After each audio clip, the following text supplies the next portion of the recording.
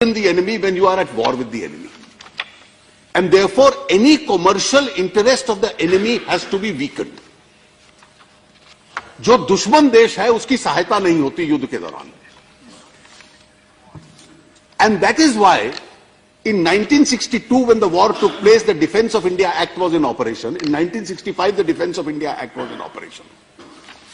During those acts, the property which is vested either in the enemy or in a citizen of an enemy, by virtue of Defence of India Act and orders passed therein, transiently gets vested in the government of, it gets vested in the custodian, which gets vested in the government of India.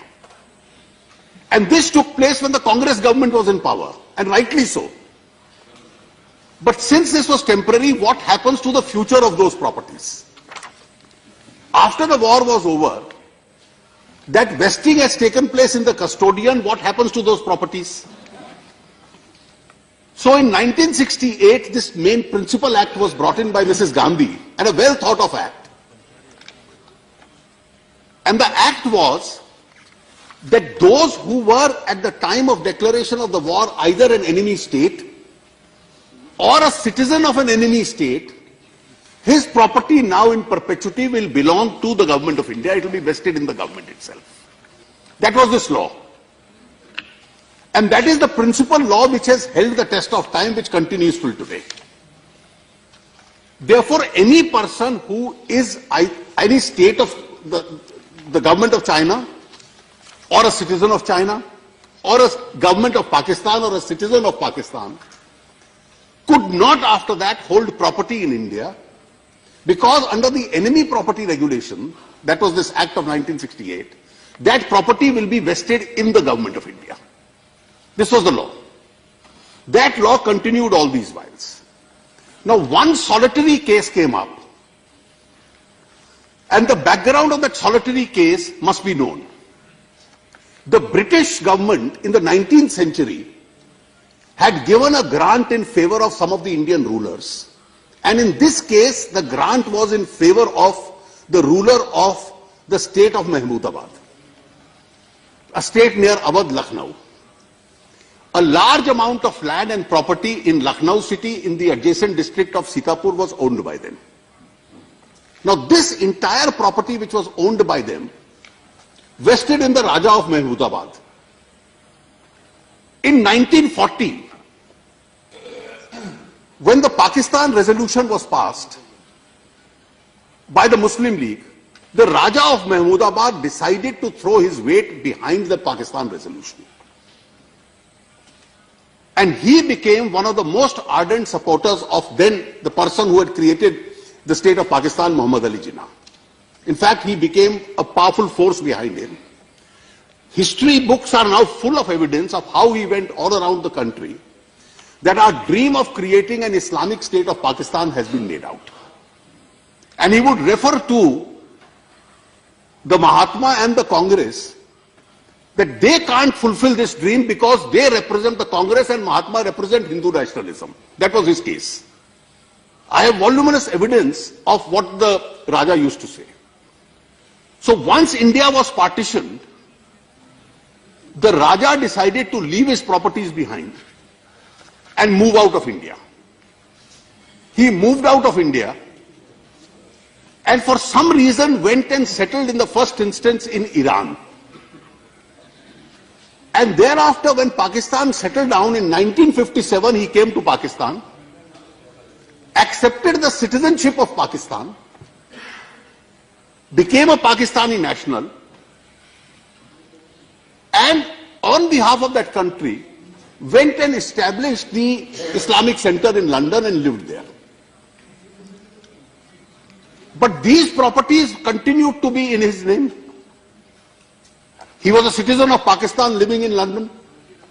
In 1965, by virtue of the Defence of India rules, the property is vested in the government of India. And by virtue of the 1968 law, they also vested in the government of India, the custodian.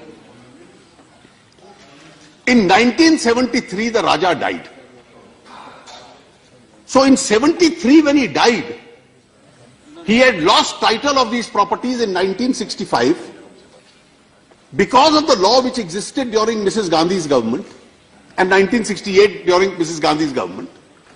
So he had ceased to be the owner of these properties in 65. In 73, he did not own these properties. Since he did not own these properties, nobody could have inherited these properties from him. But for one circumstance, that in between he had sent his wife and son to India, and they acquired an Indian citizenship. And thereafter the son went to London to study and then came back. When he came back, he subsequently contested elections, became a member of the Legislative Assembly of UP.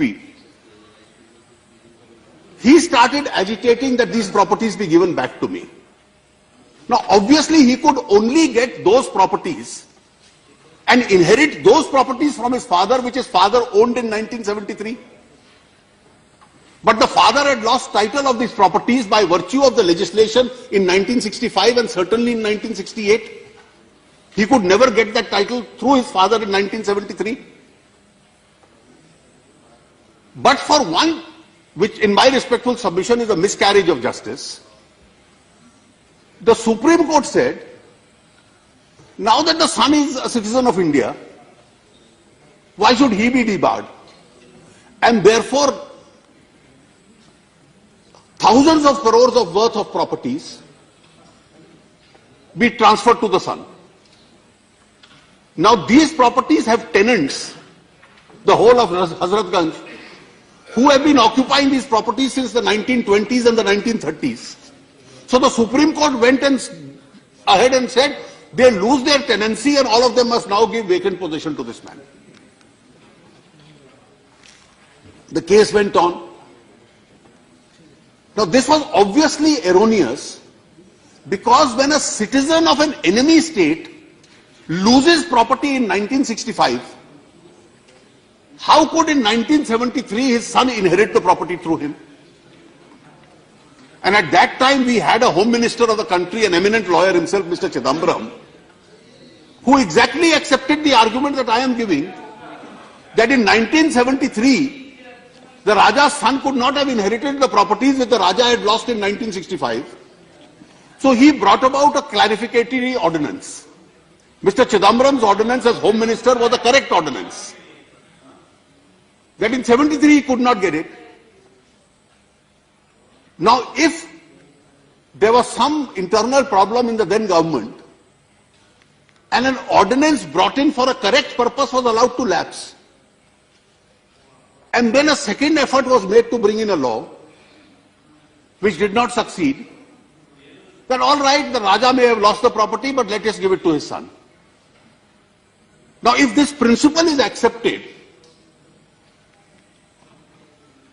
what will happen? That tomorrow any person who is now a citizen of Pakistan has only to send one family member to India to say, I am now a citizen of India, and acquire properties here and give my properties back. Now families like mine, which have migrated from Pakistan in 1947, is there a reciprocal obligation in Pakistan for this to happen? The obvious answer is no. All properties left behind by those who are now Indian citizens under a similar provision were not only acquired by Pakistan but were auctioned and sold. So what the present government has done is to bring about a law which says that once the original citizen of Pakistan's properties were acquired by the government of India and they vested in the government of India, after 1965, when it became an enemy state, the successor state cannot, his successor cannot get that property. The bill has been cleared by the Lok Sabha. Some amendments have been suggested by the Select Committee, which the Honorable Minister has accepted. And the note of dissent says no, the Succession Act should prevail over this law. But the Succession Act will come into operation only in 1973. But in 1973, the Raja didn't have the properties because the properties were lost in 1965. And therefore, if this principle is accepted, it will open the floodgates of citizens of what is in law regarded as an enemy to come and say, one member of my family has come to India and therefore all the properties will be vested in him. Sir, this is with utmost respect, whatever political signals people want to send, this is a security issue. It's an issue of principle. The rationale behind the principal legislation of 1968 is that you don't allow property or commercial interest of the enemy in India. And an enemy is a person with whom India has gone on to war. And on the date of the war, if he was a citizen of an enemy, he loses his property. By this, forever. Forever. This is the law all over the world.